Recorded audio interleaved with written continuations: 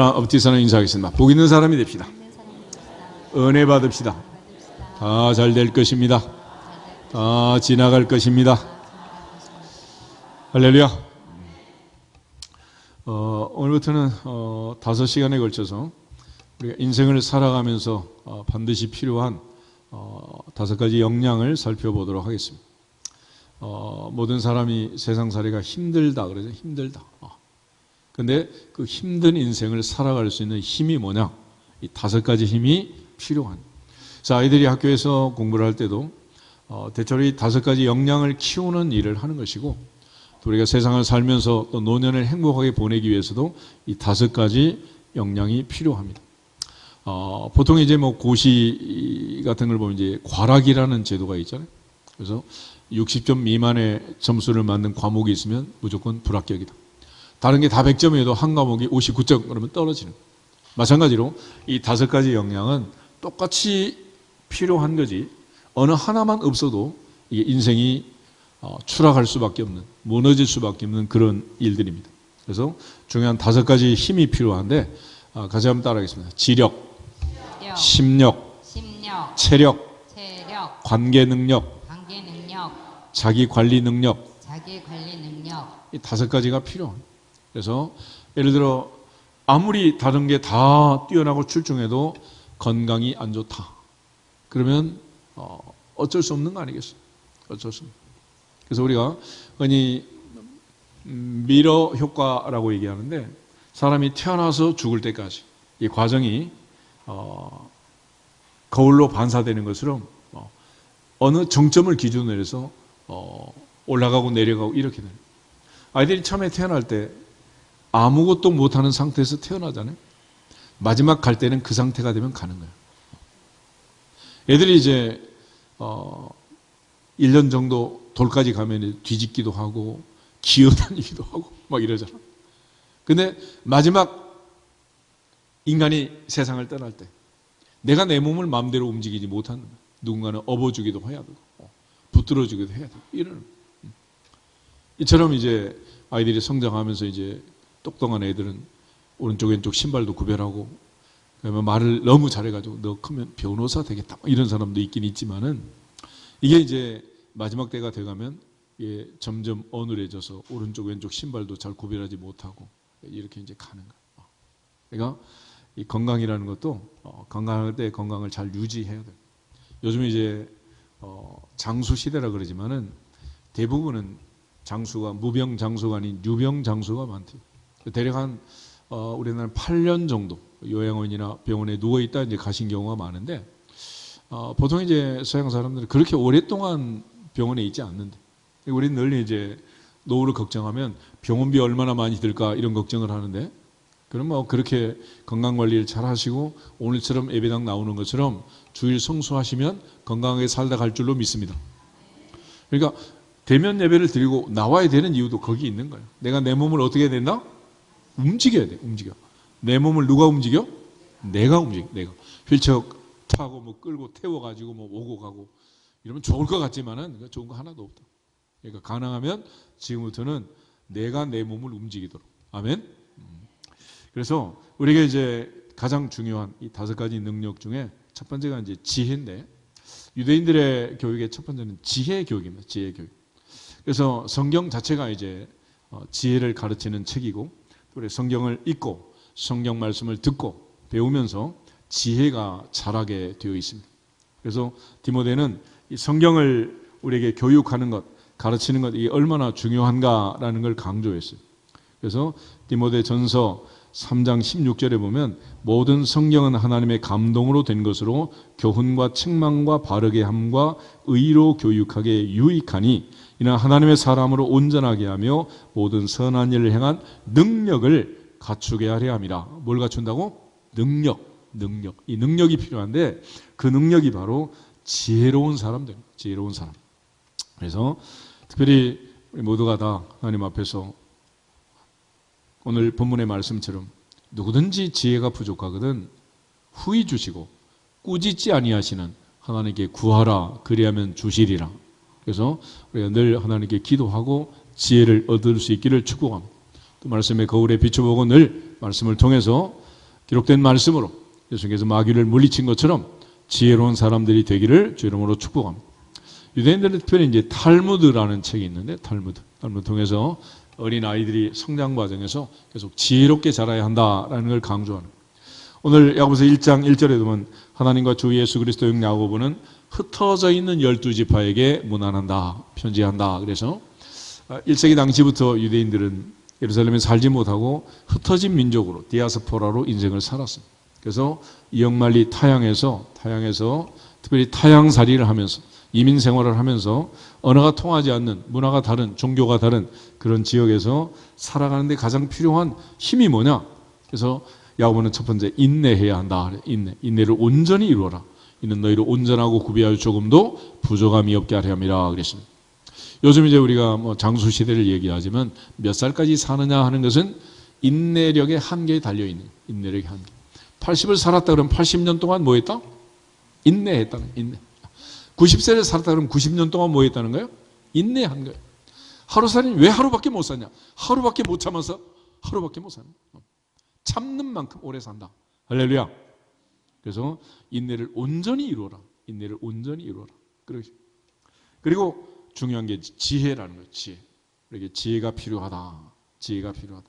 그래서 탈무드는 여러 가지 이제 지혜로운 이야기들이 가득 들어 있는데, 물론 성경에도 이제 지혜서라는 게 있습니다. 잠언, 전도서, 아가서 이런 지혜서가 있는데 욥기를 비롯해서 특별히 이제 탈무드는 이런 재미있는 얘기보다는 지혜로운 얘기들이 많이 있어요.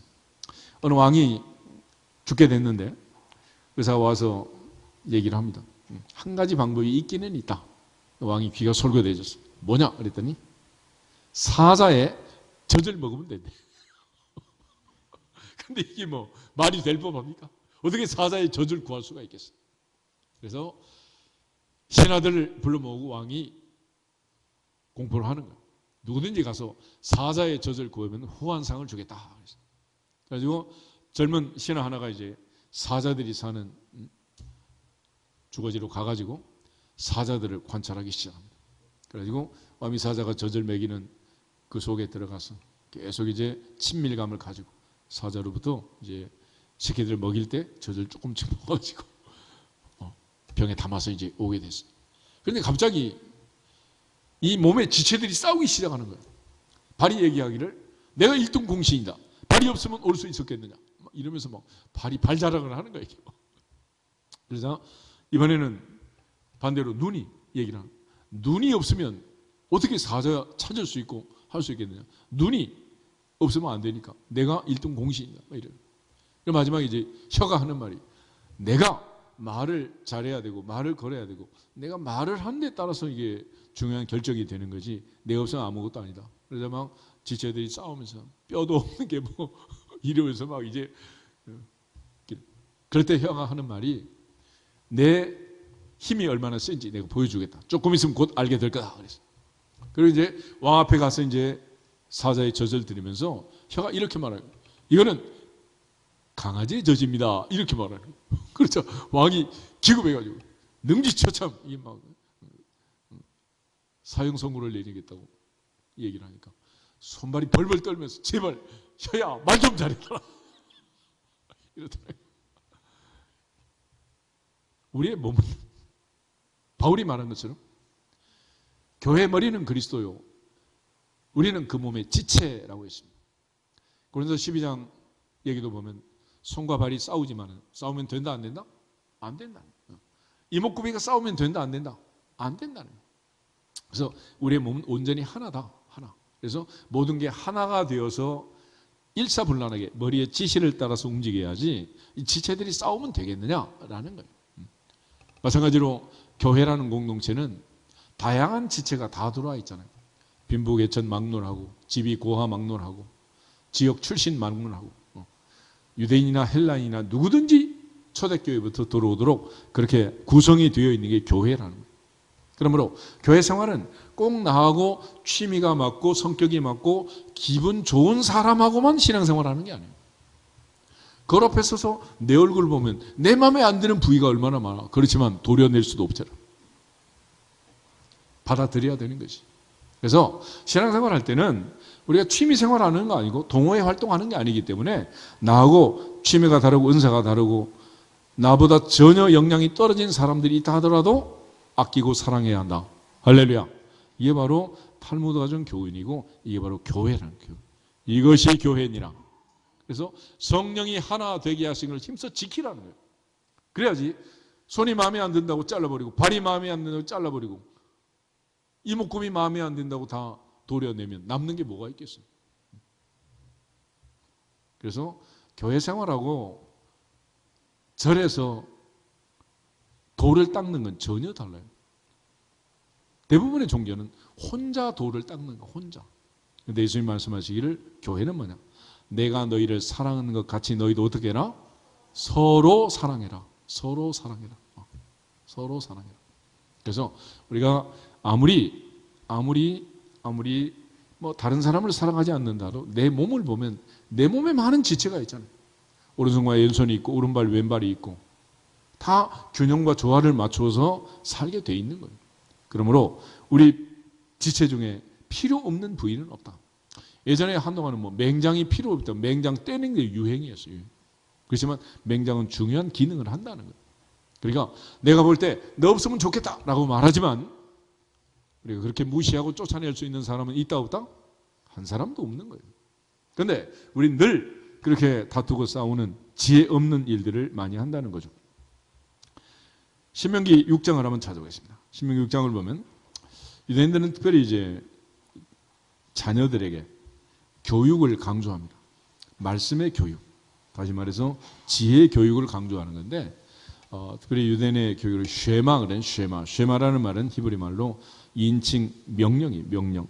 너희는 들으라라는 말인데 4절에서 9절에 있는 말씀 같이 한번 읽어보겠습니다. 이스라엘아 들으라 우리의 하나님 여호와는 오직 유일한 여호와이시니 너는 마음을 다하고 뜻을 다하고 힘을 다하여 내 하나님 여호와를 사랑하라. 오늘 내가 내게 명하는 이 말씀을 너는 마음에 새기고 내 자녀에게 부지런히 가르치며 집에 앉았을 때에든지 길을 갈 때에든지 누워있을 때에든지 일어날 때에든지 이 말씀을 강론할 것이며 너는 또 그것을 내 손목에 메어 기호를 삼으며 내 미간에 붙여 표로 삼고 또 내 집 문설주와 바깥문에 기록할지니라. 아멘. 결과적으로 말씀을 너는 먼저 네 마음에 새기고 그 다음에 내 자녀에게 부지런히 가르쳐라.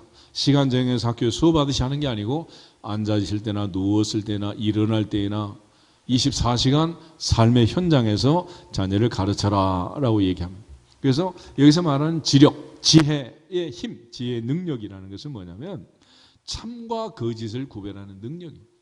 에덴 동산에서부터 아담과 하와가 하나님이 허락하신 그 복된 에덴 동산을 빼앗기고 가시덤불과 엉겅퀴가 있는 세상으로 쫓겨난 이유는 뭐가 없어서?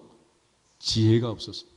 하나님 분명히 말씀하셨습니다. 먹는 날 반드시 죽는다 그랬는데 뱀이 와서 결코 죽지 아니하리라 유혹을 한 거예요. 이 뱀의 말을 그 유혹을 받고 육신의 정욕, 안목의 정욕, 이생의 자랑이 발동해서 사나를 따먹고 쫓겨난 거죠. 결과적으로 우리가 하나님의 말씀을 통해서 지혜를 얻지 못하면 세상에게 사기를 당하고 있는 거 다 빼앗기게 되는 거예요. 그래서 지혜가 있느냐 없느냐에 따라서 있는 자는 더 풍성해지고 없는 자는 있는 것도 빼앗기리라. 성경이 이미 그 옛날부터 빈익빈 부익부 양극화를 얘기한 거예요. 그러니까 똑같이 세상을 줄을 세워놔도 또 올라가고 내려가고 결국은 양극화가 생긴다. 노아의 홍수 때 전 인류가 멸망했잖아요. 다시 또 노아의 가족으로 출발했지만은 노아의 세 아들 셈, 함, 야벳 그들의 운명은 같은 동일선상에서 출발하지만 운명은 전혀 또 달라지잖아요. 이와 같이 우리가 지혜가 있느냐 없느냐에 따라서 우리의 삶은 5년, 10년, 20년 뒤에는 하늘과 땅처럼 차이가 날 수밖에 없다는 거예요. 그래서 아이들이 학교에서 같은 클래스룸에서 공부를 하지만은 그 어린 아이 때는 이게 전혀 뭐 구별이 안 되잖아. 그렇지만 그 중에 누가 대통령이 될지, 누가 국회의장이 될지, 누가 유엔 사무총장이 될지 뭐 어떻게 알겠어? 그는 지혜가 있느냐 없느냐에 따라서 그 아이의 미래는 전혀 달라지게 된다는 거예요. 그런 측면에서 아담과 하와의 문제는 뭐냐? 지혜가 없었던 거다라는. 호세아 6장을 한번 찾아보겠습니다. 호세아 6장을 보면 북쪽 이스라엘이 멸망한 이유를 설명하고 있습니다. 북쪽 이스라엘은 왜 망했느냐? 722년 아수르 나라에 멸망을 했는데 오세아서 4장 6절, 7절 두 절을 보겠습니다. 오세아서 4장 6절, 7절 내 백성이 지식이 없으므로 망하는도다. 내가 지식을 버렸으니 나도 너를 버려 내 제사장이 되지 못하게 할 것이요 내가 내 하나님의 율법을 잊었으니 나도 내 자녀들을 잊어버리리라. 그들은 번성할수록 내게 범죄하니 내가 그들의 영화를 변하여 욕이 되게 하리라. 아멘. 하나님을 아는 지식, 지혜가 없어서 이스라엘은 망했다, 멸망했다라고 얘기하고 있습니다. 오늘 우리 모두가 다 하나님 앞에서 참과 거짓을 구별할 수 있는 능력, 지력이 있어야 험한 세상 승리하게 될 줄로 믿습니다.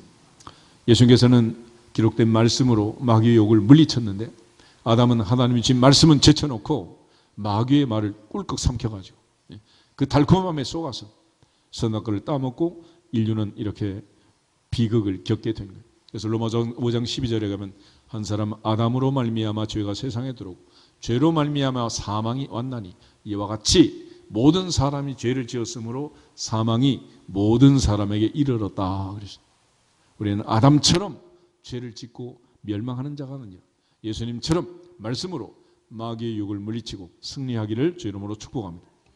그래서 솔로몬은 잠언을 기록하면서 지혜의 근본을 우리에게, 지혜의 근본. 그럼 어떤 사람이 지혜 있는 사람이냐?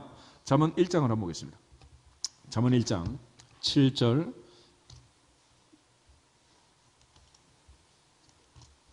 잠언 1장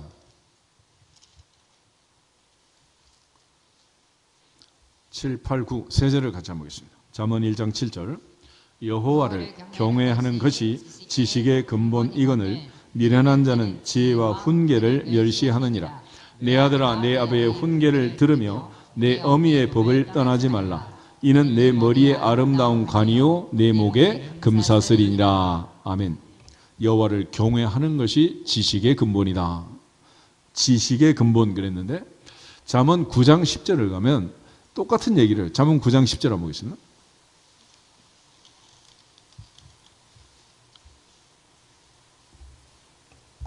잠언 9장 10절 여호와를 경외하는 것이 지혜의 근본이요 거룩하신 자를 아는 것이 명철이니라. 아멘. 하나님을 경외한다.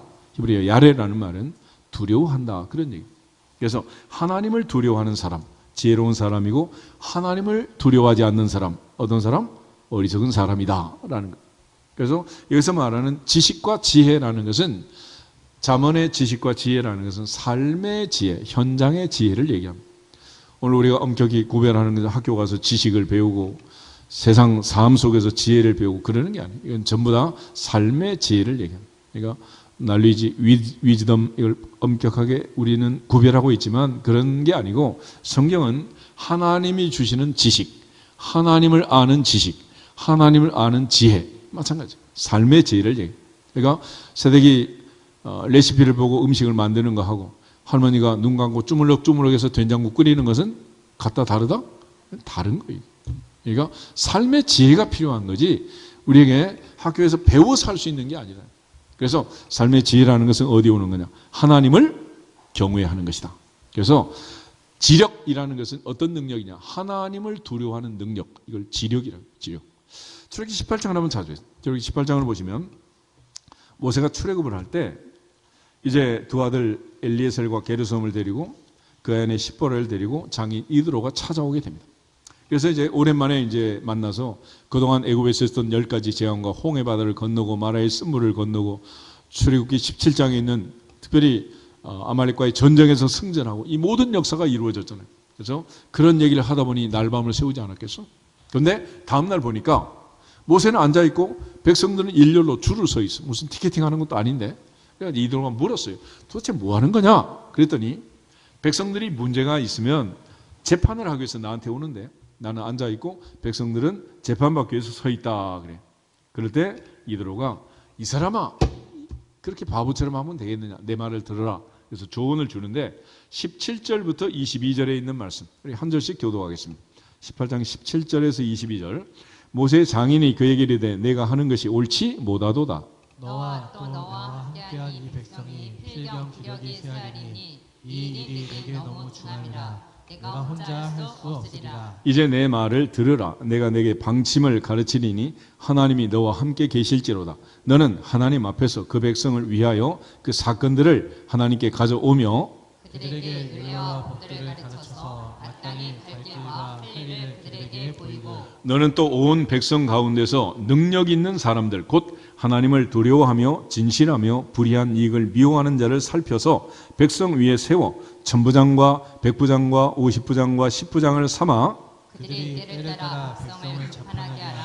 큰 일은 모두 내게 가져갈 것이요 작은 일은 모두 그들이 스스로 재판할 것이니 그리하면 그들이 너와 함께 담당할 것인즉 일이 내게 쉬우리라. 아멘. 이드로가 주는 조언은 체계를 만드는 체계를. 천부장, 50부장, 백부장, 50부장, 10부장을 세워서 차근차근 그들이 가르쳐가지고 백성들을 재판을 하고 제일 어려운 일만 당신이 담당해야지 그러지 않다가는 이게 다 재판하다가 광야에서 인생 마무리되겠다. 그런 얘기. 그래서 오늘날도 이제 지방법원, 고등법원, 대법원 이런 체계를 만들잖아요. 또 우리가 병원 갈 때도 모두 다 대학병원으로 오지 말고 먼저 어디로 가는 거요? 동네 병원 가고 차근차근 단계를 밟아서 오면 전체가 모두가 질서 있게 잘할 수 있는데 모두 다 모세한테 재판받겠다. 모세가 그걸 혼자 어떻게 하냐고. 못하는 것이. 그래서 우리가 꼭 내가 해야 되는 일은 내가 하고 나머지는 시키라는 거예요. 그래서 우리가 집안 일이라는 거 그렇죠. 내가 해서 좋은 사람도 있지만은 내가 바쁘고 또 뭐 직장 생활하고 밖에 나가서 돈 벌고 이런 사람들은 일주일에 뭐 한두 번이라도 파출부를 써가지고 집안 일을 하면 쉬워 안 쉬워? 쉬워요. 근데 그거를 꼭 내가 해야 된다. 그렇게 말하면 집안 일도 안 되는 거지. 그런 사람은 회사 사장하면 된다 안 된다? 돼, 안 돼요. 그럼 안 되는 거예요. 다 맡기고 관리를 해야 되는 사람이 내가 현장에 뛰어들어가서 내가 해야 된다고 그러고 다니면 이게 되겠냐고. 이게 말이 안 되는 거지. 그래서 그 천부장, 50부장, 100부장, 10부장을 세우는데 자격이 있어요. 자격. 21절 보면 너는 온 백성 가운데서 어떤 사람을 세워라? 능력 있는 사람. 어떤 능력이나? 첫째, 하나님을 두려워하는 능력. 할렐루야. 이게 첫 번째예요. 첫 번째. 그러니까 지혜 있는 사람을 세우라는 거죠. 그러니까 하나님을 두려워하지 않는. 그래서 요즘도 뭐 은행 같은 데 사고가 많이 나잖아요. 하나님을 두려워하지 않는 직원을 앉혀놓으면 생선가에 고양이 앉혀놓은 거 똑같은 거 아니겠어요? 하나님 무서운 줄, 하나님 두려운 줄 모르면 이게 무슨 일이 되겠냐는 거예요. 한번 죽는 것은 사람에게 정해진 것이고 그 후에는 반드시 뭐가 있다? 심판이 있다. 이 심판의 두려움을 알아야 되는 거지. 이 두려움을 모르는데 어떻게 일을 할 수가 있겠어요? 그래서 하나님을 두려워하는 능력 있는 사람들, 진실한 능력 있는 사람들, 불의한 이익을 미워하는 능력 있는 사람을 천부장, 백부장, 50부장, 10부장에 세우라는 거예요. 이것이 이드로에게 모세가 얻은 조언이었고 모세는 그렇게 해서 편제를 만들고 12지파가 조직을 통해서 이제 건강하게 광야 생활을 하고 가나안에 들어갈 수 있게 된 거예요. 이방인 제사장 이드로였지만은 모세에게 아주 중요한 조언을 했고 모세는 장인의 말을 듣고 순종함으로써 그의 일을 분담하게 되고 광야 생활을 넉넉히 감당하게 된 줄로 믿습니다. 그래서 우리에게 지혜가 필요하다. 그래서 이드로의 지혜를 모세가 배우게 되고 또 모세를 통해서 직분자들을 세울 때 가장 중요한 첫 번째가 하나님을 두려워하는 능력. 할렐루야. 우리 옆 사람 앞뒤에서 인사하겠습니다. 하나님을 두려워하는 능력을 기릅시다. 하나님을 두려워하는 능력을 기릅시다. 이 능력이 없으면 일이 안 되는 거예요. 무슨 일을 할 수 있겠어요? 무슨 일을 맡아서 일을 할 수 있겠냐고. 특별히 교회처럼 감독도 없고 뭐 아무것도 없고 뭐 다 자기 마음대로 할 수 있도록 무한 재량을 부여해서 일을 하고 있는데 하나님 무서운 줄 모르면 무슨 일을 맡든지 이게 근면성실하게 진실하게 일을 할 수가 없단 말이에요. 그래서 특별히 지혜의 근본은 하나님을 경외하는 하나님을 두려워하는 것이다. 마태복음 10장 28절 한번 보겠습니다. 예수님 말씀도 마찬가지네요. 마태복음 10장 28절.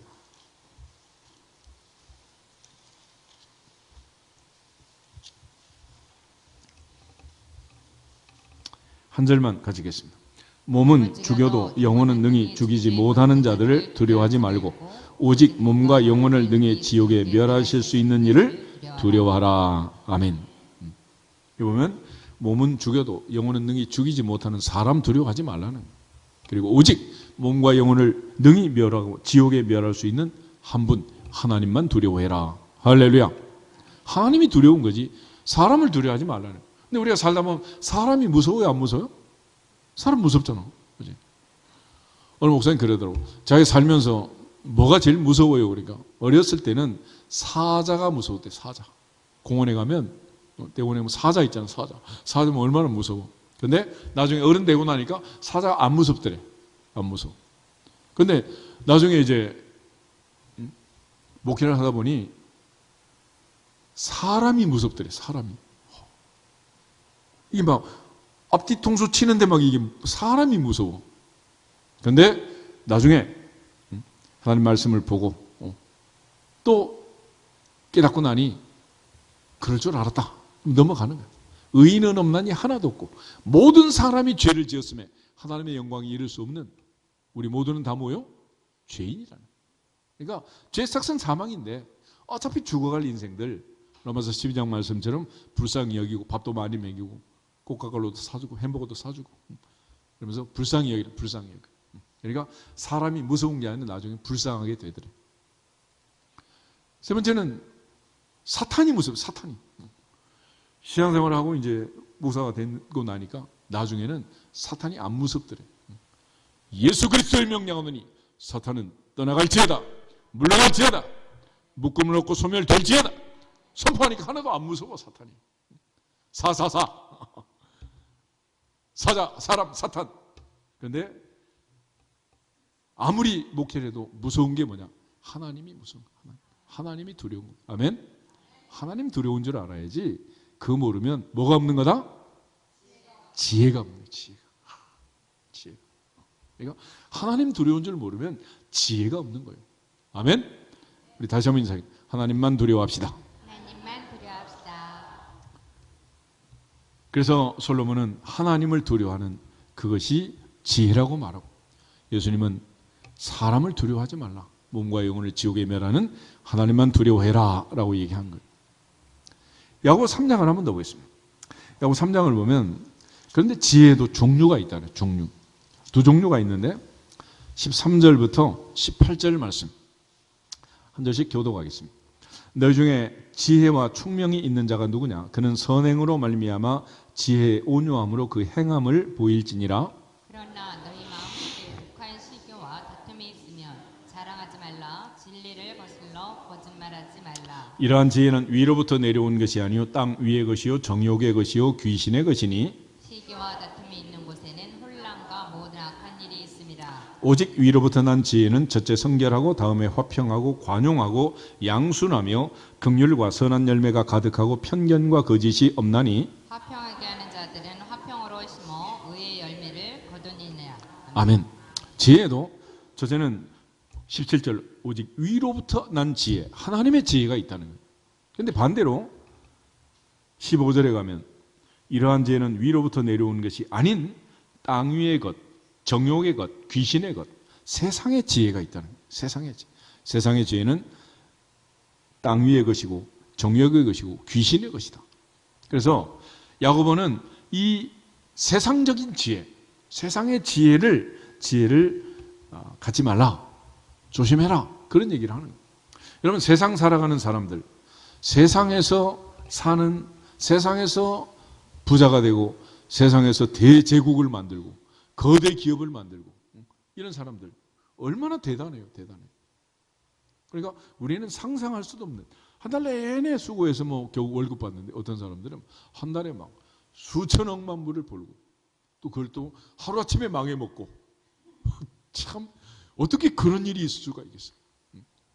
우리 뭐 돈 100만 원 쓰려고 그래도 얼마나 힘들어 이게 봐. 이처럼 세상의 지혜는 우리가 감당하기 어려워. 세상적인 지혜. 요즘 보면 뭐 빌라 사기 뭐 이런 거 있잖아. 도대체 어떻게 그 많은 집을 그렇게 사기를 칠 수가 있는 건지. 그래서 그러한 지혜의 특징을 가리켜서 14절에 너희 마음에 독한 시기와 다툼이 있으면 자랑하지 말라. 진리를 거스러 뭐하지 말라? 거짓말하지 말라. 그래서 세상적인 이 지혜를 가진 사람들은 시기와 다툼을 하는, 남의 것을 빼앗는 거죠. 그런데 그 앞에 수식어가 있어. 독한 시기, 독한 다툼이 있다. 그러니까 보통 사람이 아니야. 이건 독종이라는 독종. 그러니까 그러한 독한 시기와 다툼으로 남의 영역을 빼앗고, 남의 상권을 빼앗고, 남의 회사를 빼앗고, M&A를 하고, 전부 막 내 것으로 만드는 이런 기가 막힌 지혜, 세상 지혜가 있는 사람들. 그런데 그런 사람들은 뭐냐? 진리를 거슬러 뭐 한다는 거예요? 거짓말을. 거짓말. 그러니까 이 거짓 정보를 흘려가지고 거짓말을 통해서 전부 다 거둬들이는, 자기 것을 만드는 이런 일을 한단 말이에요. 그래서 그런 지혜는 위로부터 내려온 것도 아니고 세상적인 것이고 정욕적인 것이고 귀신적인 것이다. 그래서 그 결과 시기와 다툼이 있는 곳에는 항상 혼란과 모든 악한 일이 있다. 그래서 이 세상이 이렇게 혼란하고 또 악한 일들이 많이 생기는 것은 이 세상에 세상적인 지혜가 있는 사람이 많다. 그런 증거예요. 그러니까 이런 세상의 지혜를 가지고 세상의 논리를 가지고 남의 것을 빼앗고 탈취하고 독한 시기와 다툼으로 일삼는 이런 일들이 일어나기 때문에 끊임없이 뉴스가 생산되고 끊임없이 좋지 않은 소식들이 들려오고 우리가 상상할 수 없는 일들이 벌어지게 되는 거예요. 그렇지만 하나님의 지혜, 위로부터 난 지혜는 성결하고 화평하고 관용하고 양순하고 긍휼하고 선한 열매가 가득하고 편견과 거짓이 없다. 그리고 화평을 심어 의의 열매를 거둔다 그랬습니다. 그러니까 하나님의 나라가 이루어지고 하나님의 뜻이 이루어지고 하나님의 화평이 임하는, 지극히 높은 곳에서는 하나님께 영광이요 땅에서는 기뻐하심을 입은 사람들 중에 평화로다, 화평이로다, 평강이로다.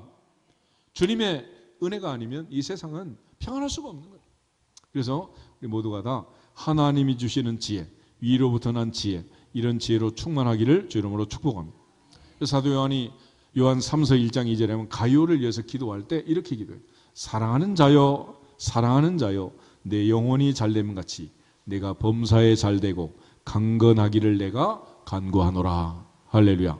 그러니까 우리가 구하는 순서가 있어. 먼저 영혼이 잘돼야 한다. 할렐루야. 영적 복을 받고 영적 지혜를 얻고 영적으로 충만해야 이게 먼저라는 먼저. 그래야지 하나님이신 영혼이 잘 되지 않는데 세상적으로만 잘 되고 부귀영화를 누리면 의미가 있지 않다면, 그런 차원에서 늘 먼저 영혼이 잘 돼야 한다.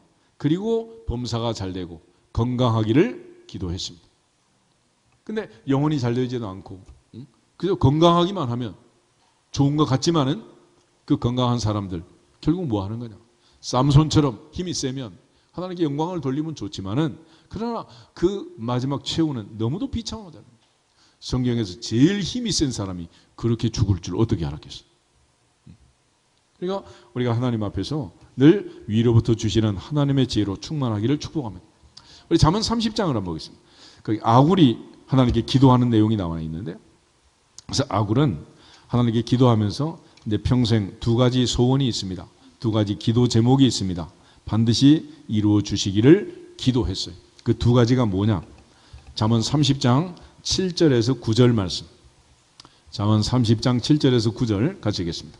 내가 두 가지 일을 주께 구하였사오니 내가 죽기 전에 내게 거절하지 마시옵소서.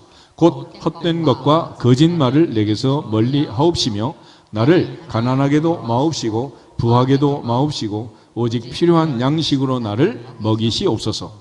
혹 내가 배불러서 하나님을 모른다 여호와가 누구냐 할까 하오며 혹 내가 가난하여 도둑질하고 내 하나님의 이름을 욕되게 할까 두려워함이니이다. 아멘. 여기서 아굴은 두 가지가 세상에 문제를 일으키는 가장 중요한 요인이라는 것을 깨달은 거예요. 첫 번째는 헛된 것과 거짓말을 내게서 멀리 해 주십시오.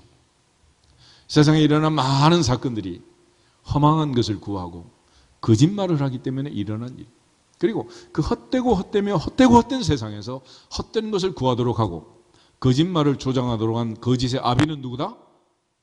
마귀, 사탄이다. 그래서 세상의 지혜는 마귀적이고 정욕적이다. 세상적인 이 모든 마귀적인 귀신의 지혜, 이것들이 내게서 떠나가게 해 주시옵소서. 두 번째는 물질. 물질 때문에 많은 사람이 어렵고 힘들잖아요. 그래서 내가 살면서 나 때문에 다른 사람에게 피해가 가지 않도록, 특별히 나 때문에 물질적으로 다른 사람이 피해를 당하지 않도록 하기 위해서 첫째는 나를 너무 가난하게도 하지 마시고 너무 부자도 만들지 말기를 기도한 거예요. 내가 가난하면 구걸하고 거지가 되면 주일 예배 드리겠어요? 또 내가 너무 부자가 되면 이 시간 이 자리에 와서 앉아 있겠냐고. 이게. 그래서 너무 가난하면 그저 뭐 박스나 줍고 다니고 그러면 뭐 나와서 예배를 드리겠냐고. 또 너무 부자가 되면 어차피 쓰고 가지도 못할 돈 주일날까지 써도 못 쓰는데 뭐 교회로 오겠어요? 교회로 당하겠어요? 그러니까 너무 부자도 말고 너무 가난하게도 말고 적당하게 일용할 양식을 주셔서 오늘처럼 주 앞에 가는 날까지 행복하시기를 주 이름으로 축복합니다.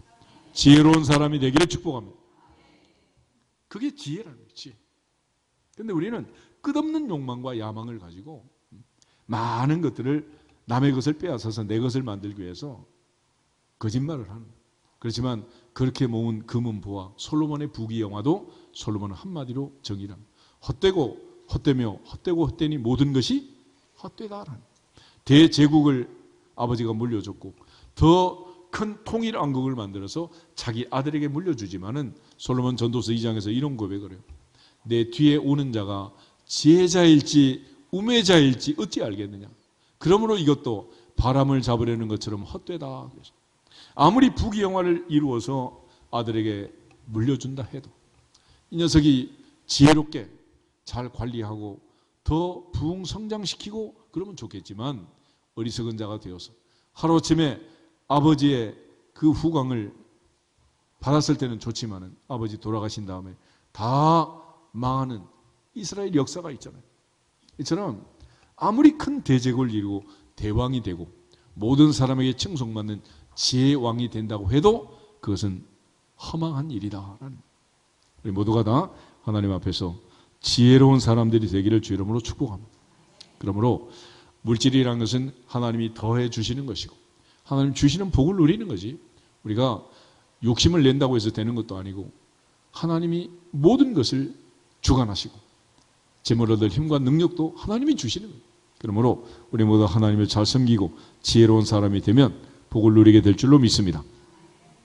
그런 차원에서 성경은 이제 지혜로운 사람들이 나오는데 첫 번째는 우리가 부사렐이라는 부사렐은 누구냐? 훌의 손자 우리의 아들 부사렐이라는 사람인데 하나님께서 이 아이를 지명하여 불렀어요. 특채를 했는데 광야에서 모세의 성막을 짓는 성막을 건축하는 건축자로 이 부사렐을 지명하여 불렀습니다. 그런데 부사렐은 누구냐면 훌의 손자고 우리의 아들이라고 해요. 그 할아버지 때부터 하나님이 알던 애야. 걔를 지명하여 불렀다는 얘기는 이름을 부사렐아 네가 해라. 그래가지고 불러가지고 하나님께서 그에게 지혜를 막 부어주시는 거예요. 또 모자라는 것은 단지파 아이사막의 아들 오홀리압을 붙여주고 더 많은 지혜자들을 동역하게 해가지고 광야 아무것도 없는 빈들 사막에서 금궤를 만든 거예요. 그게 법궤 아니겠어요? 법궤. 성소와 지성소를 만들고 놋재단을 만들고 진설병 상을 만들고 많은 기구들을 만들고 청색, 자색, 홍색 실, 가늘게 꼰 배실로 제사장의 복장을 만들고 성막 텐트를 만들고 이 모든 일을 부사렐이 한 거예요. 그런데 언제부터 하나님이 아셨느냐? 그의 할아버지 훌 때부터. 그 훌이 누구냐? 저기 17장에 하면 모세가 손을 들면 이스라엘이고 손을 내리면 아말렉이 있던 그 아말렉과의 전쟁터에서 모세와 함께 르비딤산 꼭대기에 올라갔던 두 사람 아론과 훌이 있잖아요. 그때 모세가 기도하는 기도손에 전쟁의 승패가 달린 이 원리를 깨닫고 모세를 앉혀놓고 양쪽에서 아론과 훌이 해가 지도록 손을 붙들어 내려오지 않게 했던 그 기도손을 붙들었던 그 할아버지 훌 때문에 하나님께서 손자를 지명해가지고 불렀. 부사렐이 머리가 좋고 나쁘고는 아무 관계가 없어요. 머리 나쁘면 부어주시면 되는 거지. 하나님 부자를 쓰지 않아요. 부자 만들어 쓰시는 거지. 할렐루야. 모두 다 하나님은 아무 상관이 없어. 아무 상관이 없어. 그러니까 국가대표 축구선수 손흥민하고 전부 막 박지성이 다 들어간 팀하고 목동만석기 팀하고 하면 누가 이기겠어? 말도 안 되지. 근데 플러스 하나님이 우리 편이 되면 우리가 이긴다. 넉넉히 이긴다. 할렐루야. 성경은 그걸 얘기하는 거예요. 내가 지혜가 있느냐 없느냐 뭐 건강하냐 병들은 이거 하나도 안 중요해요. 하나님이 내 편인가 아닌가. 할렐루야. 하나님 편에 서는 자, 진리 편에 서는 자, 하나님이 천대가 복을 받고 만대가 복을 받도록 은혜를 주실 줄로 믿습니다. 그래서 하나님께서는 이 부사례를 지명하여 불러가지고 그에게 어마어마한 일들을 맡기고 감당하게 하신 거예요. 우리 잘 아는 솔로몬이란 사람, 솔로몬이 구한 것은 지혜라고 표현하지 않고 열왕기상 3장을 보면 듣는 마음 그랬어요. 열왕기상 3장 한번 잠깐 보겠습니다. 열왕기상 3장을 보시면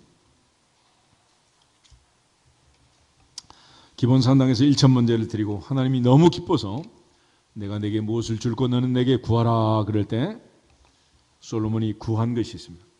7절부터 10절 말씀을 보겠습니다.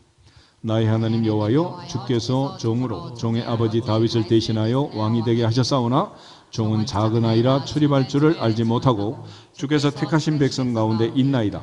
그들은 큰 백성이라 수요가 많아서 셀 수도 없고 기록할 수도 없사오니 누가 주의 이 많은 백성을 재판할 수 있사오리까. 듣는 마음을 종에게 주사 주의 백성을 재판하여 선악을 불변하게 하옵소서. 솔로몬이 이것을 구하매 그 말씀이 주의 마음에 든지라. 아멘.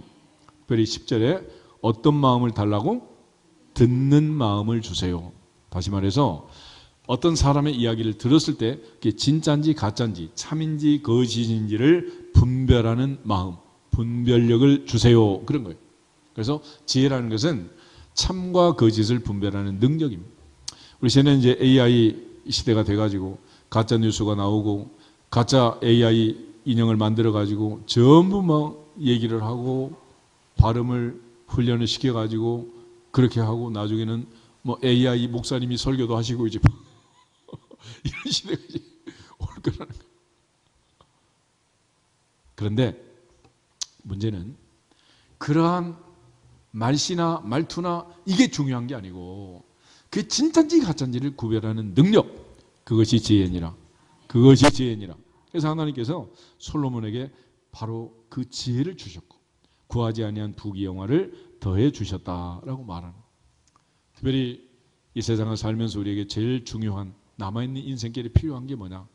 사기 당하지 않는 거예요. 사기 당하지 않는. 믿음은 들음에서 나오지만 사기도 들음에서 나오는. 정보를 안 들었으면 당한다 안 당한다? 안 당하지. 근데 정보를 빨리 접하는 게 좋은 것 같지만은 분별하지 못하면 당하는 거예요. 분별하지 못하면. 그래서 지금처럼 우리가 무탈하게 평안하게 남은 인생 살고 주 앞에 가기 위해서는 제일 중요한 게 뭐냐? 지혜가 있어야 되고 특별히 참과 거짓을 분별해서 사기 당하지 말아야 되는 거예요. 아멘? 옆 사람 아무튼 다시 한번 인사하겠습니다. 앞으로 사는 동안 사기 당하지 맙시다. 앞으로 사는 동안 사기 당하지 맙시다. 아멘? 사기 당하면 안 돼. 사기 당. 홀라당 나네. 홀라당. 에덴 동산 부동산으로 계산하면 얼마쯤 될 것 같아? 세상을 하루아침에 빼앗기고 말이야 쫓겨나고 말이 되냐고 이게. 그런데 그런 일이 오늘날 우리 세상에도 얼마든지 있을 수 있다 없다? 얼마든지 있어. 얼마든지. 무서운 세상 아니야? 무서운 세상. 지금 우리 모두가 다 하나님 앞에서 지혜가 필요하다라는 거예요. 주님은 성장 과정을 보면 키가 자라고 몸이 자라고 믿음과 성령의 충만함 속에서 특별히 지혜가 자라갔다. 그래요. 지혜가 자라갔다. 그래서 마지막 날까지 모두가 지혜로운 사람들이 되기를 축복합니다. 이처럼 지혜로운 사람이 되어야 되는데 예수님이 말하는 지혜는 그럼 뭐냐? 마태복음 7장을 보면 예수님께서 수상상손의 결론을 이렇게 내요. 24절부터 27절에 보면 누구든지 나의 이 말을 듣고 행하는 사람은 그 집을 반석 위에 지은 어떤 사람? 지혜로운 사람이다. 그런데 누구든지 나의 이 말을 듣고도 행하지 않는 사람은 그 집을 모래에 지은 어리석은 사람이다. 그랬습니다. 그러니까 목동 반석교에 다니는 사람은 지혜로운 사람이 되어야 되는 거예요. 이게. 할렐루야. 당연히 마땅히 반석교회 다니면서 모래 위에 집을 지으면 되겠어요. 그래서 우리 모두가 다 지혜로운 사람이 되는 거예요. 야고보는 한마디로 행함이 없는 믿음은 그 자체가 뭐다? 죽은 것이다. 믿음이 아니라는 거예요. 죽은 믿음이다. 그 차원에서 우리 아무리 많은 말씀을 듣는다고 해도 행하지 아니하면 의미가 없다라는 것입니다. 그리고 또 어떤 말을 들었을 때 그 말이 진짜인지 가짜인지를 구별하는 능력이 있어요. 옛날에 아주 지혜로운 랍비가 외모가 너무 볼품이 없게 생겼다 그래요. 근데 어느 날 로마 제국의 공주를 만난 거예요. 공주가 그 번뜩이는 지혜를 보면서 얘기를 해요. 아니 어떻게 그렇게 놀라운 지혜가 그렇게 볼품없는 그릇에 담겨 있느냐 그런 거예요. 그래서 이 사람이 공주한테 이렇게 질문. 왕궁에는 술이 있느냐 없느냐 그랬더니 제국에서 제일 고급진 술들은 다 왕궁으로 들어온다. 그러면 그 술들이 어떤 그릇에 담겨 있느냐? 그러니까 뭐 질그릇, 나무그릇, 뭐 흔히 쓰는 그릇에 담겨 있다. 그러니까 이 사람이 이렇게 말하는 거예요. 왕궁에는 금그릇, 은그릇도 많을 텐데 그 귀한 포도주를 왜 그렇게 보잘품 없는 항아리에 담아두느냐? 그래. 그래서 공주가 그 말을 듣고 명령을 내렸어요. 모든 술은 금그릇으로 옮기는구나. 그런데 나중에 며칠 지나면서 난리가 나게 난리야. 이 술이 다 부패해가지고 먹을 수 없게 된 거예요. 왕이 화가 나가지고 도대체 누가 일을 했느냐? 그랬더니 공주가 자백을 하는 거예요. 아바마마 소녀가 미쳤나요? 어리석어서. 그리고 랍비를 찾아요. 도대체 왜 나한테 이렇게 사기를 쳤느냐? 그러니까 당신이 나한테 그러지 않았느냐? 내가 아무리 이렇게 생겼어도 하나님은 내 안에 지혜를 주셨다. 성경이 하는 말이 가장 중요한 원리가 그래요. 죽는 날까지 하나님은 외모를 보지 않고 뭘 보신다? 중심을 본다 그랬잖아요. 근데 인간은 죽는 날까지 뭐만 보는 거예요? 껍데기만 보는 거야. 그래서 요즘 아무리 뭐 하찮은 물건도 포장지가 얼마나 뭐 화려 찬란한지. 그래서 물건을 생산하는 공장보다 포장하는 포장지 만드는 골판지 만드는 그런 회사는 영원히 망하지 아니하리라. 여기 사업 아이디어가 있는 거예요. 그러니까 머리 아프게 막 복잡하게 그런 하려고 하지 말고 골판지 공장을 하세요. 그런데 우리는 죽는 날까지 노인정에서도 인물만 본다 그러잖아. 그런 희망이 없는 거지.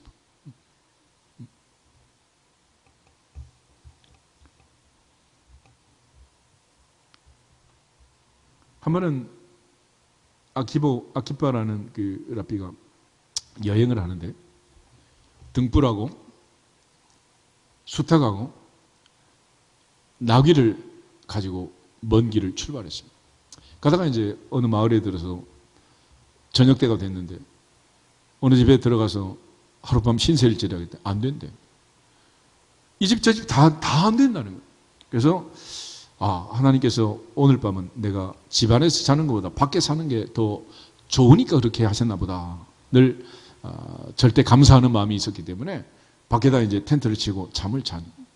근데 잠이 오지 않아서 등불을 켜고 이제 토라를 읽으려고 불을 켰는데 바람이 와가지고 휙 불을 꺼버리는 거예요. 그래서 이 사람 또 긍정적인 마음으로 오늘은 하나님께서 내가 성경을 읽는 것보다 일찍 잠을 자는 게 더 좋아서 하나님이 그렇게 만드셨나 보다. 그리고 이제 잠을 청했어. 그런데 갑자기 외국에서 여우 소리가 막 들리는 거예요. 그래서 수탉하고 당나귀가 놀래가지고 도망을 치고 말았어. 우리 같으면 이제 내일 또 뭘 타고 가나 걱정을 할 텐데 아키바는 절대 긍정, 절대 감사로 하나님께서 오늘은 내게 애들이 없는 게 더 좋아서 그렇게 하셨나 보다. 그리고 이제 눈을 떴더니 날이 밝고 동네가 봤더니 동네가 초토화되어 있는 거예요. 깜짝 놀랐어요. 적군이 쳐들어와가지고 동네 사람들 다 잡아가지고 물건을 다 뺏어간 거예요. 그래서 아키바가 감사하면서 생각하고 깨달은 거예요. 만약에 내가 어느 집에 들어가서 잠을 잤으면 어떻게 돼? 같이 붙들려 갔겠지. 뭐. 거절해서 텐트 치고 잤으니 또 불을 켜고 계속 밤중까지 책을 읽었으면 어떻게 되겠어요? 또 들켰겠지 뭐. 새벽에 수탉이 울었으면 또 어떻게 돼? 꼭 깨워 했으면 또 이제 문제가 되는 거 아니에요? 그래서 인생은 다 좋은 것도 아니고 나쁜 것도 아니지만 감사하는 자에게 복을 주시느니라. 감사하는 자에게 복을 주시느니라. 지난주에 우리 감사절 보냈지만 한 주간 지나고 다 잊어버렸잖아. 또. 올 한 해는 감사로 충만하기를 주의 이름으로 축복합니다. 그것이 지혜니라. 그것이 지혜니라. 지혜가 다른 게 아니란 말이에요. 근데 우리는 늘 지혜가 없어가지고 자꾸 하나님 주시는 은혜를 다 빼앗겨. 그래서 지혜를 얻는 가장 중요한 두 가지 방법은 첫째 기도. 오늘 말씀처럼 누구든지 지혜가 부족하거든 후히 주시고 꾸짖지 아니하시는 하나님께 구하라 그리하면 주시리라. 구하라 그리하면 주시리라. 지혜 없는 짓을 하는 사람은 증명하고 광고하는 거예요. 나는 뭐 하지 않았습니다? 기도하지 않았습니다. 아무리 바보도 구하면 준다는데, 남녀노소 누구든지 준다는데, 그것도 후히 주시고 누르고 흔들어 넘치도록 안겨주신다는데 그 지혜를 얻지 못했다면 기도하지 않은 거지 뭐. 그러므로 앞으로 살면서 사기당한 사람은 뭐 하지 않는 사람이요? 기도하지 않는 사람이지. 또 성경은 우리에게 말씀을 통해서, 기록된 말씀을 통해서 예수님 마귀를 물리친 것처럼 성경 말씀을 통해서 하나님께서 날마다 우리에게 지혜를 주시는 줄로 믿습니다. 그러므로 말씀의 거울에 내 모습을 비춰보고 하나님 주신 그 은혜의 자리에서 복을 받기 위해서 우리는 죽는 날까지 되풀이 반복해서 예배를 드리도록 하는 거예요. 아멘. 여러분이 일주일 내내 성경 읽는 것보다 한 시간 말씀 듣는 게 그래도 낫잖아. 그렇지? 우리가 아무리 기도한다 그러지만 예배 시간에 같이 기도하는 게, 합심 기도하는 게 중요한 거예요. 아멘. 늘 예배 시간마다 하나님 주신 지혜를 얻고 영광을 돌리기를 주님의 이름으로 축복합니다. 그래서 몸과 마음을 드리는 영적 지혜를 통해서 하나님이 기뻐하시는 거룩한 산제사를 드리고 하나님의 선하시고 온전하시고 기뻐하신 뜻이 무엇인지 분별하는 지혜를 얻기 위해서 우리 늘 기도보다 말씀보다 앞서지 말지어다. 앞서지 말지어다. 이처럼 하나님은 지혜로운 자에게 모든 복을 다 걸어놨어요. 잠언 3장을 읽고 기도하겠습니다. 잠언 3장을 보면 솔로몬의 오복이 있습니다. 우리는 오복, 팔복 뭐 온갖 복을 얘기하지만은 그런다고 복 있는 사람 되는 거 아니고 하나님을 경외하는, 하나님을 두려워하는, 생사화복을 주장하는 하나님이 주시는 오복. 그는 3장 1절부터 10절을 보면 2절에 그리하면, 4절에 그리하면, 6절에 그리하면, 8절, 10절 그리하면, 그래서 5가지가 있어요. 먼저 2절에 보면 그러면 그것이 내가 장수하여 많은 해를 누리고 평강을 다하게 하리라. 장수와 평강의 복을 누리기 위해서, 무병장수하기 위해서, 요양원에 10년 누워있다 가는 게 아니고 건강하고 행복하게 살다가 하기 위해서 먼저 1절 보겠습니다. 내 아들아 나의 법을 잊어버리지 말고 내 마음으로 나의 명령을 지키라. 다시 말해서 지혜로운 사람 되라. 현숙한 딸이 되라. 할렐루야. 그러면 무명장수하다는 거예요. 두 번째 5절에 가면, 4절에 가면 그러면 내가 하나님과 사람 앞에서 은총과 귀중히 여김을 받으리라. 3절 보겠습니다. 인자와 진리가 내게서 떠나지 말게 하고 그것을 내 목에 매며 내 마음판에 새기라. 그리하면, 그래서 하나님 앞에서도 사람 앞에서도 매력 있는 사람, 멋있는 사람, 훌륭한 사람 되는 것은 지혜로운 사람이면 된다라는. 6절에 보면 그리하면 내 길을 지도하시리라 그랬는데 5절 보겠습니다. 너는 마음을 다하여 여호와를 신뢰하고 내 명철을 의지하지 말라. 너는 범사의 그를 인정하라. 그리하면, 우리는 내일 일을 알 수 없고 앞길을 알 수 없습니다. 그 누구도 알 수 없어요. 그런데 알 수 없는 인생길을 인도해서 영원한 천국까지 우리를 갈 수 있는 영적 내비게이션을 우리에게 주시고 우리 인도하실 분은 전능자뿐이니라. 하나님뿐이니라. 그래서 지혜로운 사람이 되면 천국 간다는 거예요. 그 다음에 8절에 보면 건강의 복이 있습니다. 건강. 이것이 내 몸에 양약이 되어 내 골수를 윤택하게 하리라. 7절 보겠습니다. 스스로 지혜롭게 여기지 말지어다. 여호와를 경외하며 악을 떠날지어다. 이것이 건강의 비결이다. 10절 물질의 복이 있습니다. 10절 그리하면 내 창고가 가득히 차고 내 포도즙 틀에 새 포도즙이 넘치리라. 그런데 이런 물질의 복을 받는 비결이 뭐냐? 9절 같이 읽겠습니다. 내 재물과 내 소산물에 처음 익은 열매로 여호와를 공경하라. 그리하면, 할렐루야. 그래서 하나님을 경외하는 지혜로운 사람이 되면 오복을 다 주시겠다. 그러므로 우리 지혜로운 사람 되는 이것이 얼마나 중요한가. 그리고 결과적으로 복을 받기 위해서 지혜로운 사람 되는 게 아니라 지혜로운 사람이 되면 그리하면 더해 주시리라. 더해 주시리라. 모든 것은 다 따라오게 되어 있습니다. 그래서 잠언 31장에 누가 현숙한 여인을 얻겠느냐. 31장 마지막에 가면 고운 것도 거짓되고 아름다운 것도 헛되나 오직 여호와를 경외하는 여자는 복이 있을지어다. 복이 있을지어다. 하나님만 두려워하는, 하나님을 경외하는 그 사람이 복이 있다. 전도서의 결론도 마찬가지가 있어요. 허망한 세상에서 일의 결국을 다 들었으니 그러므로 하나님을 경외하고 하나님만 두려워하고 그 명령을 지킬지어다. 이것이 사람의 분분이다. 할렐루야. 결국 하나님을 두려워하는 능력, 지혜의 능력이 있는 자만이 이 마지막 때를 살아낼 수 있고 하늘의 복을, 땅의 복을 다 누리게 될 줄로 믿습니다. 우리 모두 하나님 앞에 지혜로운 사람이 되고 성경이 약속한 이 모든 복을 누리는 주인공들이 될 수 있기를 주님의 이름으로 축복합니다. 옆 사람 앞에서 인사하고 기도하겠습니다. 지혜롭게 삽시다. 지혜롭게 삽시다. 지혜롭게 삽시다. 지혜롭게 삽시다. 다 같이 주 예수 그리스도의 이름으로 지혜롭게 살지어다 선포하게 되겠습니다.